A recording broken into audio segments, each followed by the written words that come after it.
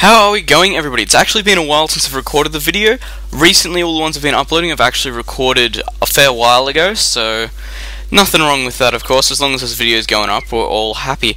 So, what I've got to talk about right now is, we all know Dreaivis has been doing a lot for the community recently. He works on AOC Zone, well, doesn't work, but does a lot of work on AOC Zone, does a lot on Voobly, helps out a lot of new players, and also, recently he started up his live stream. And that was pretty much about to go into a contract with Twitch TV. However, recently, he's actually, the channel's been canned off Twitch TV for some copyright infringement. I believe it was the music, can't be for sure. And honestly, he's not very happy about it. So, what I wanted to say is, there's a thread over on AOC Zone supporting him to get him through it, get the channel back up, and just supporting him on how easy that everyone will make it for him to get back up there. I'll put a link in the description. Definitely head over there and make sure you put some support in there for him, because, well, he's put a lot of time and effort into it, so he definitely, the second time around, of course it's going to be quicker, but it's nice to have that amount of people backing him up. So, alright, that's about all I want to say, and I'm on holidays, so you could expect quite a few videos. Of course, I'll probably record heaps, but the amount that will be uploaded, of course, will be governed by the speed of my internet, which is not good. I usually do them overnight, but we'll see how many I can do at once. Of course, if I'm not home, I'll be uploading, etc., etc. So, let's get into the game. Over here, playing as blue, we have Fenixbird, who is another account for Dreaivis, playing as Huns. His opponent over here is Loja, playing over here as Green, and playing as Aztecs. So, what can we see so far? Let's have a look at the Fog of War. Dreaivis, of course, is scouting out very quickly, very good at his scouting, using these sheep in the starting, as you can tell. And Loja over here scouted a lot as well. However, coming in here with the Eagle Warrior, finding his opponent already, whereas Fenixbird has only just found him there. And getting some harassment in there with that Eagle Warrior quite early. So, definitely going for it, and being Aztecs, of course, we can expect a Drush. Let's see if he's thinking what I'm thinking. Well, I've got a barracks up, and down over here, there we go, so 3 militia moving down towards Fenixbird at this time. I'm just going to call him Dreaivis, because that's what I prefer to call him, and moving down with his militia here, bringing a wolf with him as well, there we go, so killing the wolf off, being nice, of course, and very smart walling there by Dreaivis, forcing his opponent to go through the town centre there to get to these lumber camps. Of course, he could come around this side here, but I don't believe he has scouted that yet. No, he must think there's just forest all the way through there. However, managing to get some harassment on this gold mine down here, not lumber camp, and of course, just rebuilding that palisade. That palisade, of course, being extremely easy to build and get up. However, Dreaivis putting up 2 archery ranges now, and if I haven't said, he's gone to feudal age. So, putting up 2 archery ranges. I'll swap over to Fenix over here, and what do we got? We got 2 archery ranges, and naturally going to be able to do quite a bit of damage to these militia, which of course, they do have the 1 armor, but when it comes down to it, archers will just absolutely destroy them.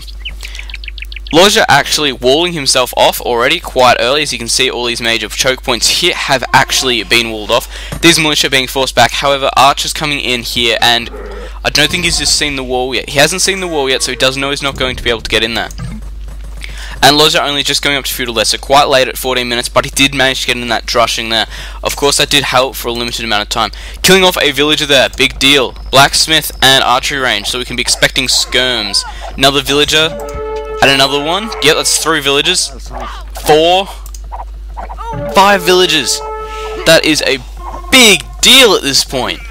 And Skirm's out, so he's going to be in trouble when it comes down to it. But absolutely brilliant micro here by Dreaivis, taking out a lot of units at the moment. And these skirmishes over here are going to be doing a lot of damage to these archers. Everybody knows that. Skirmishes beat archers quite easily.